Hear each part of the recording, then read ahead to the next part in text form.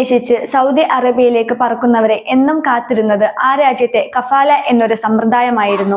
കഫാല സമ്പ്രദായം അടിമത്തത്തിന്റെ പ്രതീകമാണ് എന്നുള്ള വിമർശനങ്ങൾ ഏറെ ഉണ്ടായിട്ടുണ്ട്. സന്തോഷകരമായ വാർത്ത എന്തെന്നാൽ ഇനി മുതൽ സൗദി അറേബ്യയിൽ കഫാല സമ്പ്രദായം ഉണ്ടാവില്ല എന്നതാണ്. കഫാല നിർത്തലാക്കിക്കൊണ്ടുള്ള ആദ്യ പ്രഖ്യാപനം 2025 ജൂണിൽ വന്നുവെങ്കിലും പ്രാബല്യത്തിൽ വരുന്നത് ഇപ്പോഴാണ്. ഈ രാജ്യത്തുടനീളമുള്ള കുടിയേറ്റ ക്ഷേമവും തൊഴിൽ അവകാശങ്ങളും മെച്ചപ്പെടുത്തുന്നതിന് പുതിയ പരിഷ്കാരം വഴിയൊരുക്കും. ഒപ്പം മലയാളികൾ ഉൾപ്പെടെയുള്ള വിദേശീയരായ തൊഴിലാളികൾക്കും ഈ പുതിയ തീരുമാനം ഏറെ സന്തോഷം പകരുന്നതാണ്.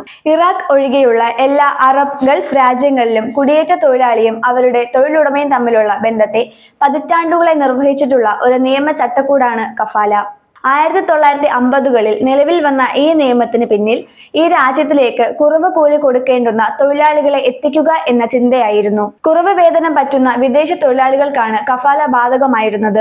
വീട്ടുജോലിക്കാർ, നിർമ്മാണ തൊഴിലാളികൾ, ഹോസ്പിറ്റാലിറ്റി ജീവനക്കാർ, ക്ലീനിംഗ് തൊഴിലാളികൾ തുടങ്ങിയ സമാനമായ തൊഴിൽ മേഖലകളിൽ പണിയെടുക്കുന്ന ഇതര രാജ്യക്കാർക്ക് വേണ്ടിയായിരുന്നു കഫാല സമ്പ്രദായം നിലനിന്നിരുന്നത്. സ്പോൺസർഷിപ്പ് എന്നാണ് അർത്ഥമെങ്കിലും Bahrain, Kuwait, Oman, Qatar, Saudi Arabia, United Arab Emirates തുടങ്ങിയ വിവിധ ഗൾഫ് രാജ്യങ്ങളിലും ജോർദാൻ, ലെബനൻ എന്നിവിടങ്ങളിലും ഈ സംവിധാനം ഒരുതരം നവയുഗ അടിമത്തത്തിന് തുല്യമായ ഒന്നായി കണക്കാക്കപ്പെടുന്നു. ഈ സമ്പ്രദായം പ്രകാരം വിദേശ തൊഴിലാളികളെ നിയമിക്കുന്നതിന് പ്രാദേശിക വ്യക്തികൾക്കോ കമ്പനികൾക്കോ സ്പോൺസർഷിപ്പ് പെർമിറ്റുകൾ രാജ്യം നൽകുന്നു. സ്പോൺസർമാർ യാത്രാ ചെലവുകൾ വഹിക്കുകയും ചെയ്യുന്നു. വിവിധ രാജ്യങ്ങൾക്ക് കഫാല സംവിധാനം വ്യത്യസ്ത ചട്ടങ്ങളോടെയാണുള്ളത്.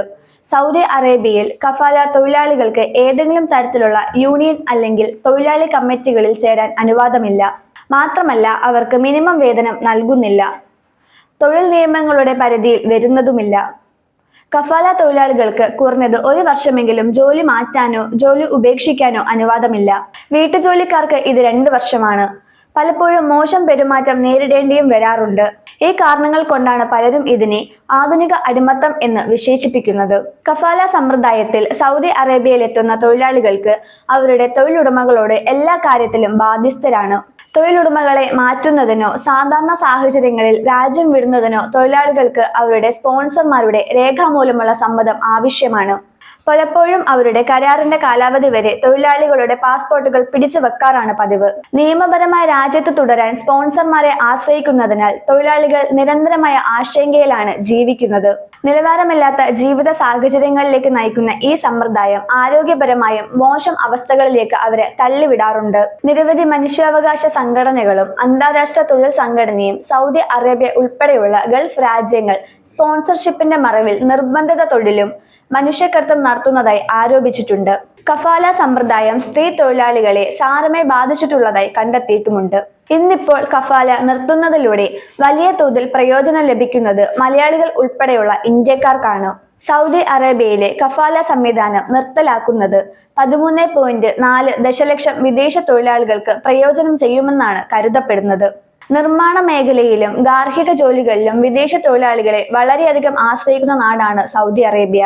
ഈ തൊഴിലാളികളിൽ ഭൂരിഭാഗം ഇന്ത്യ, നേപ്പാൾ, ബംഗ്ലാദേശ്, ഫിലിപ്പീൻസ് എന്നിവിടങ്ങളിൽ നിന്നുള്ളവരാണ്.